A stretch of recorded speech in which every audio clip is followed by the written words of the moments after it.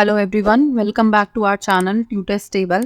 आज हम शुरू करने जा रहे हैं चैप्टर 3 का topic 3.3 algebraic methods of solving a pair of linear equations. Last class में हमने क्या देखा था कि अगर आपको दो इक्वेशंस दी हुई हैं लीनियर इक्वेशंस, तो आपको उनके सॉल्यूशंस ग्राफिकली कैसे निकालने।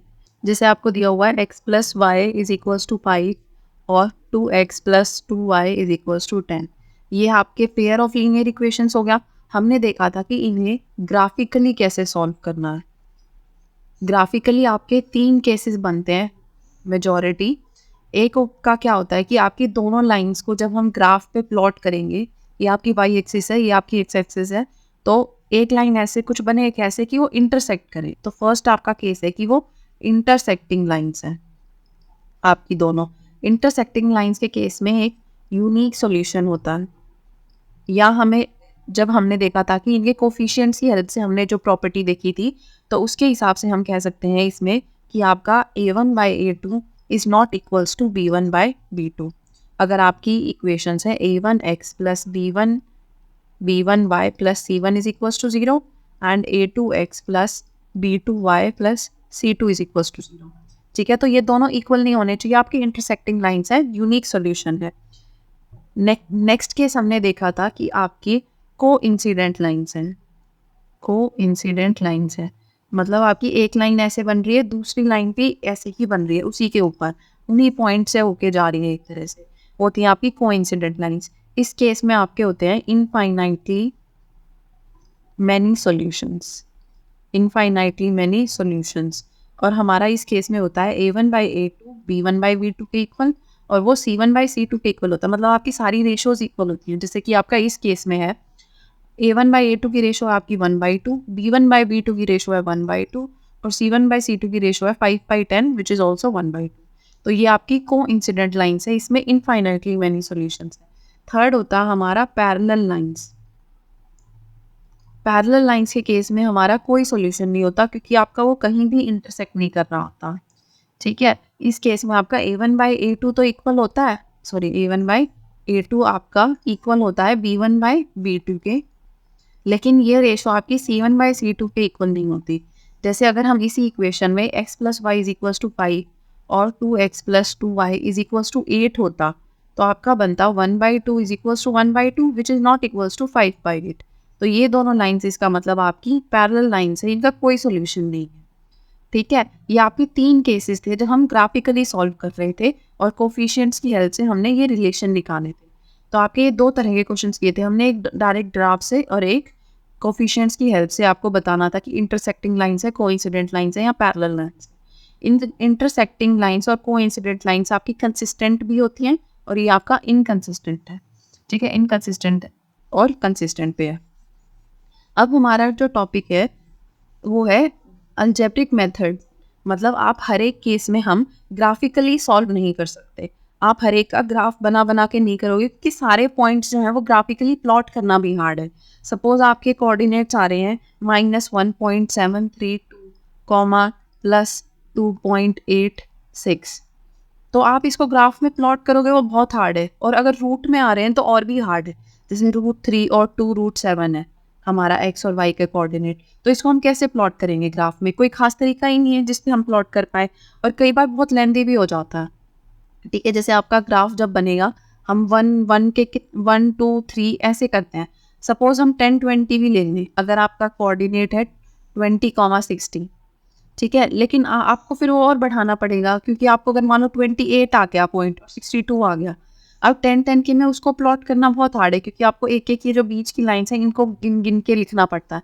तो और इसमें आपके चांसेस एरर के बहुत ज़्यादा होते हैं, क्योंकि सपोज आपकी लाइन अगर हल्की भी टेढ़ी हो गई और वो 1-2 पॉइंट यहाँ वहाँ कट कर गई, तो आपका सोल्यूशन ही चेंज हो जाएगा। तो इसके लिए हम दो मेथड्स और हैं हमारे पास, 2-3 मेथड्स जिनका हम यूज़ करते हैं। उसमें से हम फर्स्ट मेथड जो यूज़ करते हैं वो है हमारा सब्स्टिट्यूशन मेथड।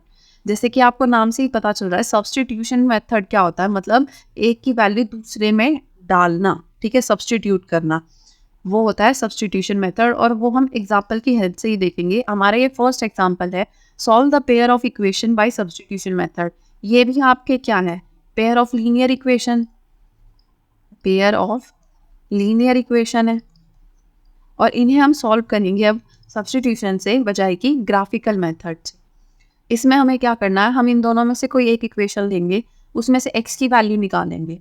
ठीक है, सपोज हमने ये ले ली इक्वेशन नंबर 2, हमने x की वैल्यू निकाल दी, मतलब x को हमने लिख दिया y की फॉर्म में। यहाँ कुछ इक्वेशन बनेगी आपकी, x is equal to something है, और x की वैल्यू हम इसमें पुट कर देंगे, तो अब हमारे पास दो y की वेरिएबल्स हो गए।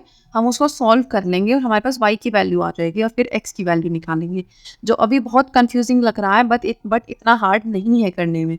तो इक्वेशन नंबर 2 लेते हैं। ठीक है, from equation 2 x is equals to 3 minus 2y। ठीक है, 3 यही है, माइनस 2y वहाँ जाके x की वैल्यू ये आ गई। ठीक है, substituting value of x in equation 1, substituting value of x इन 1। अब यहाँ x की वैल्यू रखनी है हमें 3 माइनस 2y, आपका आएगा 7 into 3 minus 2y minus 15y is equals to 2।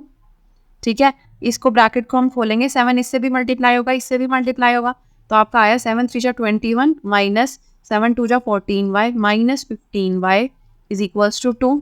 ठीक है, इसको आगे सॉल्व करते हैं। आपका ये आएगा माइनस 14 है माइनस 15, ये ऐड हो जाएगा, तो 21 minus 29y is equals to 2। ठीक है, इन दोनों को ऐड करेंगे, आपका 29 आएगा। आप 29y को वहाँ ले जाओ, 2 को यहाँ ले आओ, तो 29y is equals to 21 minus 2, आपका 21 माइनस 2 आएगा 19। ठीक है, तो आपका y की वैल्यू क्या आई, 19/29, ये हमारी y की वैल्यू है। ठीक है, इसको मान लेते हैं 3। सब्स्टिट्यूटिंग वैल्यू ऑफ y, इसको बल्कि 3 लेते हैं, ये हो गया हमारा equation number 4। Substituting value of y in 3, substituting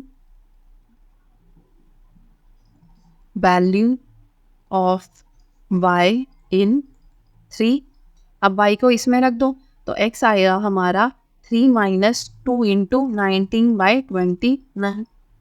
ठीक है, y की वैल्यू 19/29 थी, वो हमने इसमें रख दी, तो आपका आ गया ये 3 माइनस 19 2 जा 38/29। आप इसको सॉल्व करोगे एलसीएम लेके, तो आपका आएगा 49/29। ये है हमारी x की value. Therefore x is equals to 49/29 and y is equals to 19/29। ये हमारे आ गई x और y की वैल्यूज। ये था हमारा सब्स्टिट्यूशन मेथड। एक की वैल्यू निकालो, प्रेफरेबली x की निकाली हमने एक इक्वेशन से, उसको हमने पुट किया दूसरी इक्वेशन में और वहाँ से y की वैल्यू निकाली। y की वैल्यू को वापस इसमें पुट करके x की वैल्यू निकालनी है न्यूमेरिकल। अभी हमने निकाला था y की फॉर्म में लिखा था x को। ठीक है, अगर आपको ये समझ नहीं आया तो एक बार हम फिर से रिवाइज कर लेते हैं एक बार इसको, कि इक्वेशन नंबर 2 ली हमने x is equals to something करा। ठीक है, x रहना चाहिए बस इस साइड।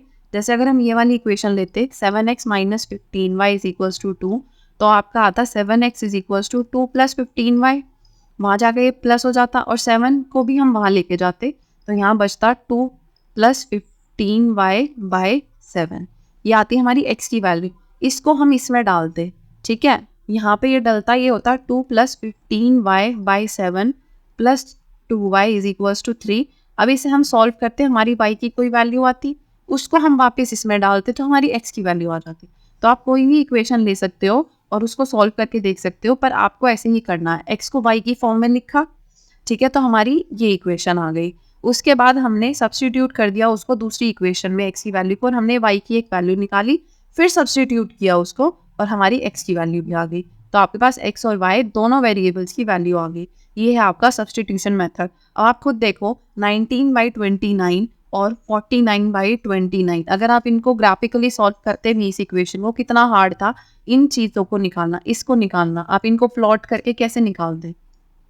ठीक है, इसीलिए ये मेथड्स यूज़ होते हैं। आप इस चीज़ को वेरीफाई भी कर सकते हो, जो अभी हमने सॉल्व किया है ये वैल्यूज़ ठीक हैं कि नहीं, इसको हम वेरीफाई भी कर सकते हैं।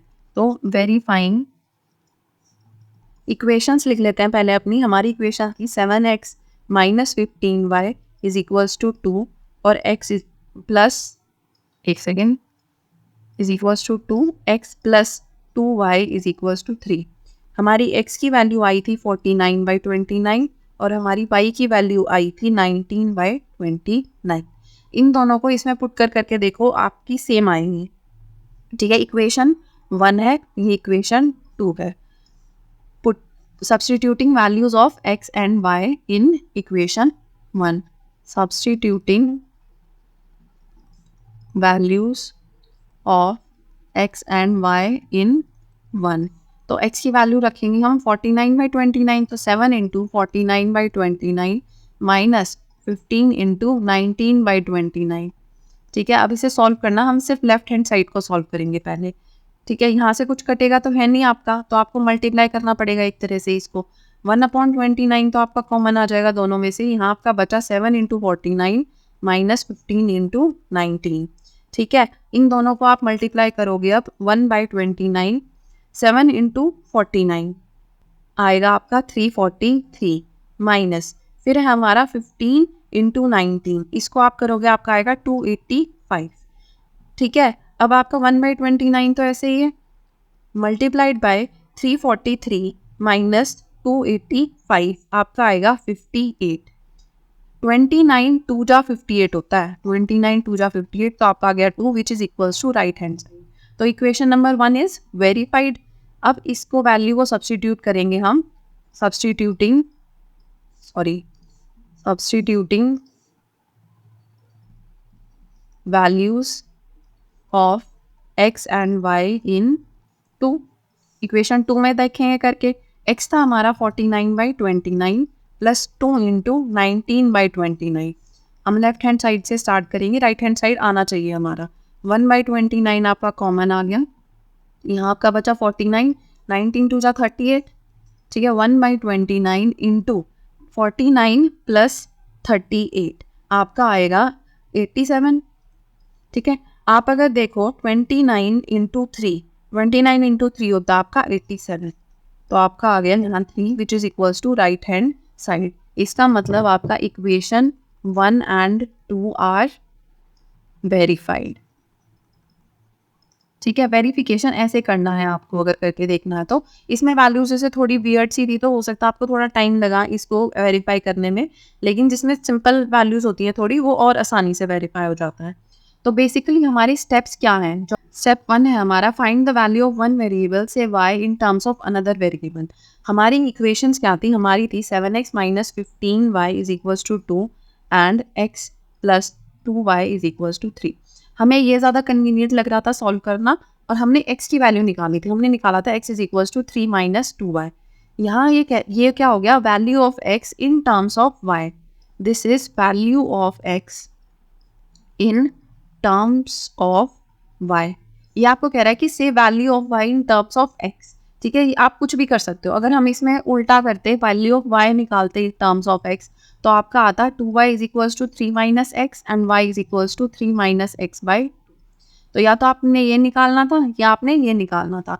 अब जो भी वेरिएबल हमने निकाला उसको हम दूसरी इक्वेशन में सब्स्टिट्यूट करेंगे। उसी में नहीं करना है सब्स्टिट्यूट जिससे हमने निकाला है ये रिलेशन, दूसरी में करेंगे। तो हमने इससे निकाला था रिलेशन, अब इसमें सब्स्टिट्यूट करेंगे। ठीक है, substituting the value of y in another equation and reduce the equation two one variable.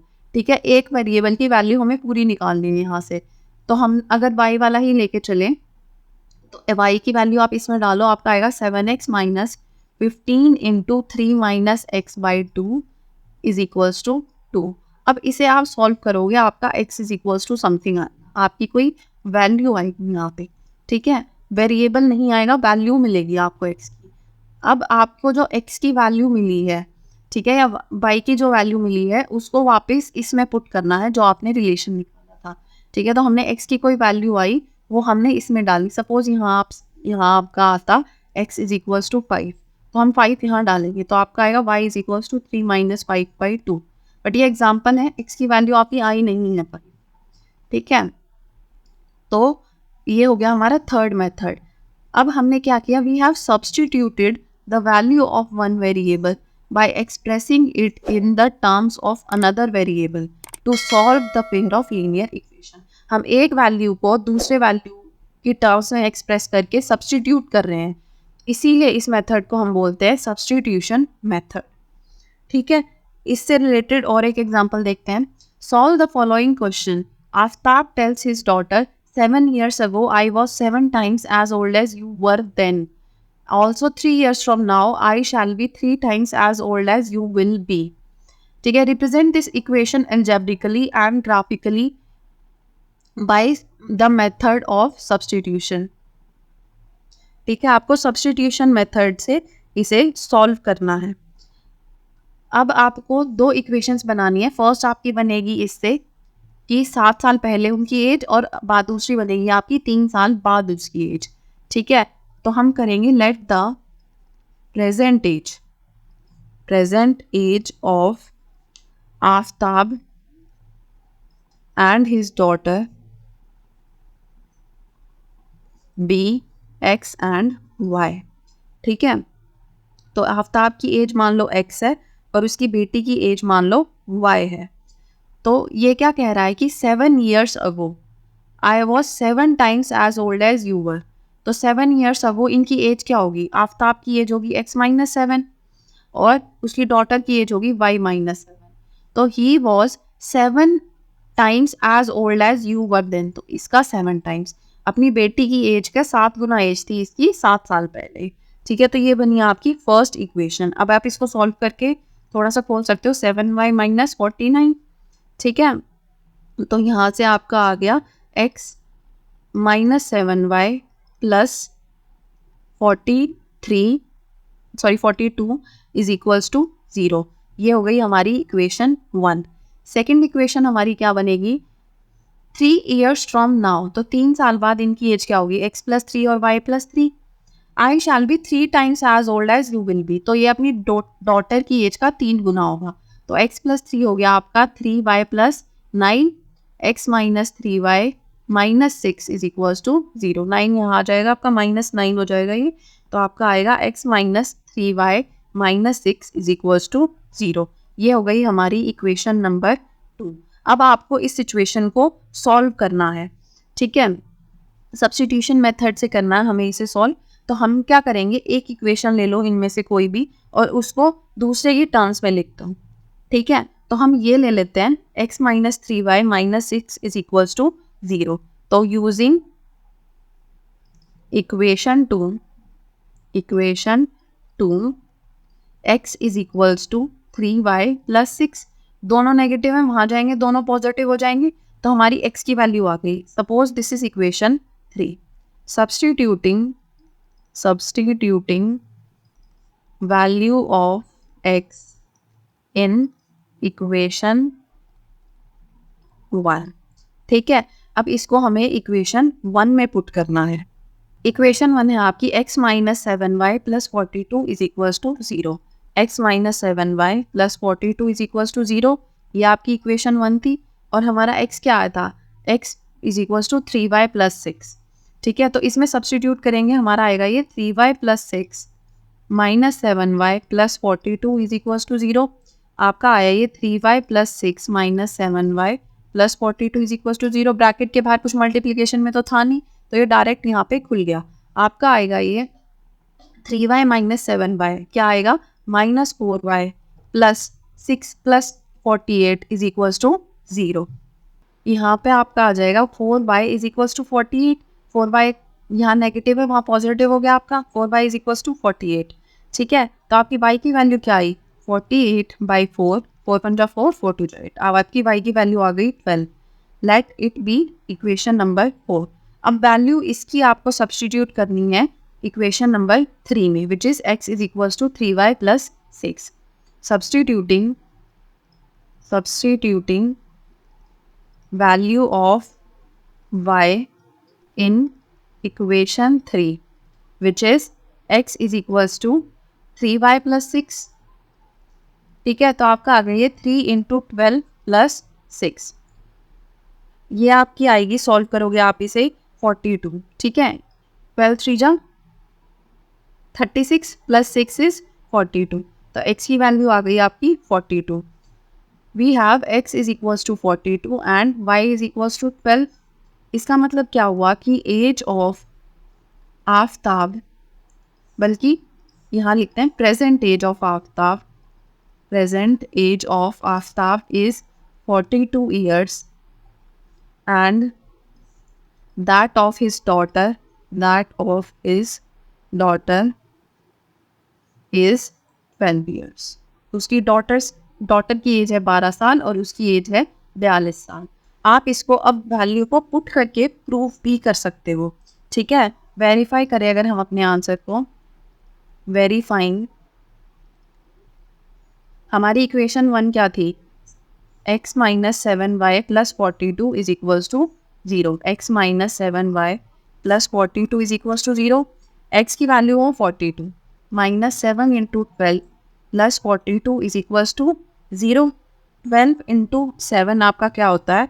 84 plus 42. ठीक है, बल्कि यहाँ इक्वल्स टू 0 रहने दो भी, यहाँ इसको लिख देते हैं सीधा लेफ्ट हैंड साइड. ठीक है, तो आपका आया ये 84 minus 84 which is equals to 0 which is equals to right hand side. तो ये तो हो गई आपकी इक्वेशन नंबर 1 प्रूफ. ठीक है, इक्वेशन 2 लेते हैं हम. इक्वेशन 2 थी हमारी x minus 3y minus 6 is equals to 0. ठीक है, तो लेफ्ट हैंड साइड लिया हमने x माइनस 3y माइनस 6. अब x की वैल्यू क्या है? 42 माइनस 3 इंटू 12 माइनस 6. ठीक है, तो आपका है ये 42 इन माइनस 12 इंटू 3. 12 3 जा 36. ठीक है, 12 3 जा 36 माइनस 6. तो आपका आ गया 42 माइनस 42. ये भी आपका 0 होगा which is equals to right hand side. इसका मतलब क्या हुआ? This implies both equations are verified. Both equations are verified मतलब हमने जो सॉल्यूशन निकाला है ये सही है. आफ्ताब की एज है 42 ईयर्स और उसकी डॉटर की एज है 12 ईयर्स. तो हमारा example number 6. In a shop, the cost of 2 pencil and 3 eraser is ₹9 and cost of 4 pencil and 6 eraser is ₹18. Equations कैसे बनानी है ये हमने पहले भी देखा हुआ है, पिछली क्लासेस में भी पढ़ा हुआ है ये. तो आपको इसमें से इक्वेशन बनाने में तो कोई दिक्कत वैसे होनी नहीं चाहिए, बट हमें जिस चीज़ की वैल्यू निकालनी है हम उसे लेके चलते हैं. ठीक है, तो कॉस्ट ऑफ 1 पेंसिल लेके चलेंगे हम. Let the cost of 1 pencil and 1 pen be x and y respectively. ठीक है, तो एक पेंसिल की कॉस्ट x है और एक पेन की कॉस्ट y है. तो आपकी इक्वेशंस क्या बनी? फर्स्ट बनी आपकी 2 pencils and 3 erasers. Sorry, pencil and eraser है. 1 pencil and 1 eraser. तो आपकी 1 पेंसिल मतलब 2 पेंसिल हो गई 2x कॉस्ट और 3 इरेजर की हो गई 3y cost. This is equals to 9. उसने टोटल 9 रुपीज़ खर्चे. ठीक है, और सेकंड हमारा 4 pencils which is 4x and 6 erasers. तो आपका हो गया 6y इज इक्वल्स टू 18. ठीक है, ये हो गई हमारी इक्वेशन 2. अब इनमें से आप कोई भी एक इक्वेशन लो और उसको दूसरे की वैल्यूज़ में लिखना है. ठीक है, तो एक्सप्रेस यूजिंग इक्वेशन 1 आपका 2x क्या आएगा? 2x आया आपका 9 माइनस 3y. तो x आया आपका 9 minus 3y by 2. Substituting this value in equation number 2. Substituting value of x in equation 2. ये सपोज है 3. ठीक है, इसको यहीं सब्स्टिट्यूट करके y की एक वैल्यू निकाल लेते हैं पहले. तो आपका आएगा 4 into 9 minus 3y by 2 plus 6y is equals to 18. ये हो गया आपका 2 2 जा 4. अब 2 इन से मल्टीप्लाई होगा 9 2 जा 18, 3 2 जा 6y plus 6y is equals to 18. ये तो आपका कैंसिल हो गया, आपका आ गया 18 इज इक्वल्स टू 18. ये क्या आया? आपका कोई वेरिएबल तो आया ही नहीं. ऐसी सिचुएशन जहाँ पे आपका कोई वेरिएबल नहीं मिल रहा आपको इक्वेशन में, इसका मतलब आपके इस केस में इनफाइनाइटली मैनी सॉल्यूशन होंगे. ठीक है, इस केस में क्या होगा? जैसे आपने करा सॉल्व तो हमारे पास आया कि we have no variable in the equation. ठीक है, ये सिचुएशन का मतलब क्या होता है? इसका मतलब है कि the statement is true for all values of x. ठीक है, the statement is true for all values of y, sorry not x, ठीक है, क्योंकि हम y की वैल्यू निकाल रहे थे वहाँ पे और हमारा आ गया 18 इक्वल्स टू 18, मतलब हम कुछ भी रख ले y की वैल्यू कोई फर्क नहीं पड़ता, ठीक है। तो इसका मतलब क्या हुआ, we can not find a specific value of x। अगर हमारे पास y की कोई स्पेसिफिक वैल्यू नहीं है, ये सबके लिए ही ट्रू है, तो x की भी कोई स्पेसिफिक वैल्यूज नहीं है, ठीक है। Therefore equation 1 and 2 have infinitely many solutions, ठीक है। ये चीज़ हम अपने मेथड से भी कंफर्म करके देख सकते हैं। कैसे, जैसे हमारा था 2x plus 3y is equals to 9 और ये था हमारा 4x plus 6y is equals to 18। a1/a2 b1/b2 और c1/c2 का मेथड देखा था हमने। a1 की वैल्यू है 2, b1 है 3 और c1 है 9, a2 है 4, b2 है 6 और c2 है 8। a1/a2 है आपका 2/4 विच इज़ 1/2, b1/b2 है हमारा 3/6 विच इज़ 1/2 एंड c1/c2 है हमारा 9/18 which is also equals to 1/2। तो आपका यहाँ से आ रहा है a1/a2 is equals to b1/b2 is equals to c1/c2। और इसका क्या मतलब होता है, infinitely many solutions, infinitely many solutions, ठीक है। हमारे इक्वेशंस के इनफाइनाइटली मैनी सॉल्यूशंस हैं। आपको ये स्टेटमेंट जरूर लिख के आनी है कि इसमें कोई यूनिक सॉल्यूशन नहीं होगा और इसमें इनफाइनाइटली मैनी सॉल्यूशंस हैं। आपको ऐसी इक्वेशंस मिल सकती है। ये हमारा फर्स्ट केस आया अब तक, वरना हमारा y की एक स्पेसिफिक वैल्यू आ रही थी। ये आपका क्या केस है, इसमें आपकी लाइंस इंटरसेक्टिंग है, ये वो वाला केस है, एक यूनिक वैल्यू मिल रही है आपको। ये वाला केस है जिसमें इनफाइनाइटली मैनी सॉल्यूशंस है। आपका ऐसा भी आएगा कोई ना कोई केस आगे जिसमें आपका नो सॉल्यूशन होगा, ठीक है, वो भी हम देखेंगे कैसे। ये एग्जाम्पल देखते हैं, example 7। 2 rails are separated by the equation x plus 2y minus 4 is equals to 0 and 2x plus 4y minus 12 is equals to 0. Will the rails cross each other? ठीक है, एक रेल की इक्वेशन है ये 2x plus 2y minus 4 is equals to 0 और एक rail की equation है ये कह रहे हैं कि क्या ऐसा कोई पॉइंट आएगा जिसमें ये क्रॉस करके इसे मीट करेंगे आपस में, ठीक है। तो हम इसे सॉल्व करने की कोशिश करेंगे क्योंकि if they cross each other then there is a unique value of and x and y। तो pair of linear equations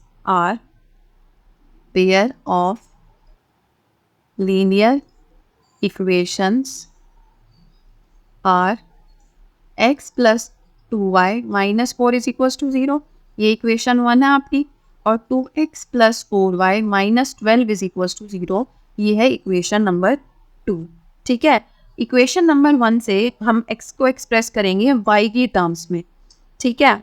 using equation number 1 हम क्या कह सकते हैं, x is equals to 4 minus 2y, ये आ गया हमारा x का एक वैल्यू y की टर्म्स में, ठीक है। अब इस वैल्यू को सब्स्टिट्यूट करना है इक्वेशन 2 में। Substituting value of x in equation 2, तो आपका क्या आएगा यहाँ पे 2 into 4 minus 2y plus 4y minus 12 is equals to 0, 4 2 जा 8 माइनस 2 2 जा 4y plus 4y minus 12 is equals to 0, ये तो आपका कैंसिल हो गया, ठीक है। आपका यहाँ क्या बचा, आपका बचा ये -4 is equals to 0, but it is not equals to 0, है ना, -4 आपका 0 नहीं है, दिस स्टेटमेंट इज फॉल्स, ठीक है, this is a false statement. Last question में हमारा क्या आया था, 18 इज इक्वल्स टू 80, ठीक है, ये तो ट्रू है, ये तो ट्रू है, इसलिए हमने क्या लिखा था कि this statement is true for all values of x, लेकिन ये स्टेटमेंट तो हमारी फॉल्स है, ठीक है, मतलब आपकी y की कोई भी ऐसी वैल्यू नहीं आ सकती जिसके लिए ये स्टेटमेंट ट्रू हो, ठीक है। therefore the equations do not have a common solutions, therefore the equations do not have a common solution, ठीक है, ये आपका आ गया नो सॉल्यूशन वाला केस या पैरेलल लाइंस वाला केस। आपसे पूछा था क्वेश्चन में कि will the rails cross each other, इसका मतलब क्या हुआ? No, the rails will not cross each other. ठीक है, ये हमारा लास्ट एग्जाम्पल था। नेक्स्ट क्लास में हम एक्सरसाइज देखेंगे, बट उससे पहले हम देखते हैं कि हमने अब तक जो जो देखा है उसका क्विक रीकैप। ठीक है, आपके तीन केसेस बनते हैं। एक आपका बनता है कि you have a unique solution. Second case है हमारा we have infinitely many solution, infinitely many solutions. और थर्ड है हमारा नो सॉल्यूशन। अगर हम लाइंस के केस में देखें तो इसमें होता है हमारा यूनिक सॉल्यूशन है अगर, तो we have intersecting lines graph में। ठीक है, इस केस में होता है हमारा को इंसिडेंट लाइंस। एक सेकेंड, वी हैव को इंसिडेंट लाइंस। और नो सॉल्यूशन में हमारा होता है parallel lines, parallel lines. A1 A2 B1 B2 की फॉर्म में अगर आप देखो तो इसमें होता है आपका A1 by A2 is not equals to B1 by, ये हो रहा है अगर हमारा दो इक्वेशन है A1x plus B1y plus C1 is equals to 0 and A2x plus B2y plus C2 is equals to 0। Infinitely many solutions में आपके सारी रेशो इक्वल होती हैं। A1 by A2 is equals to B1 by B2 is equals to C1 by C2। Parallel lines में आपका A1 by A2 तो equal होता है B1 बाई B2 के, बट ये C1 बाई C2 के इक्वल नहीं होता। और अभी जो हमने देखा एल्जेब्रिक मेथड, इसमें हमारा क्या होता है कि अगर आपकी there is a unique value of x and y, there is a unique value, एक second, value of x and y, तो हमारा यूनिक सॉल्यूशन है। इनफाइनाइटली मैनी सॉल्यूशंस में क्या होगा, आपका बनेगा कि आपकी कोई वेरिएबल के बिना इक्वेशन बन रही है। ठीक है, नो वेरिएबल इक्वेशन बन गई है आपकी, no variable equation that is true, that is true.